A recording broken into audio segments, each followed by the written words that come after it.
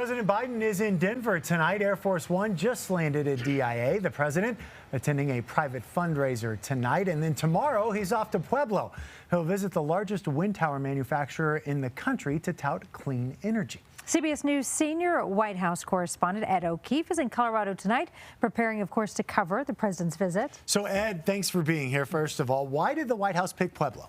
Well, it has less to do with White House politics, more to do with congressional politics. Lauren Boebert, of course, won a tight race last year, only a few hundred votes.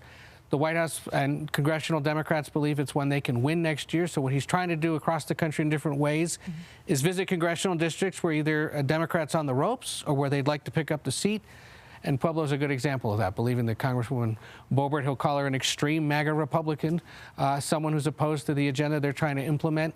And it's an excuse for him to come to a relatively blue state and talk about his accomplishments, remind people of those, while also raising a lot of money tonight here in the Denver area. Ed, what else do you think he'll be focusing on, and you, as you cover in his reporting tonight? Well, you know, be curious to see if he makes any changes in sort of how he's talking about what has been done and what else he'd like to do going forward. There's been a lot of polling done, a lot of reports about how he sort of is slipping in popularity, or there's concerns about whether he's properly overseeing the economy or trying to boost the economy. And so does he change anything he says while visiting Pueblo to sort of describe that? And then also, how does he call out Congresswoman Boebert? And what does he suggest a Democratic-led House would do differently? That's a big part of the pitch, obviously, while he's here. We always appreciate your reporting and look forward to more of it tonight.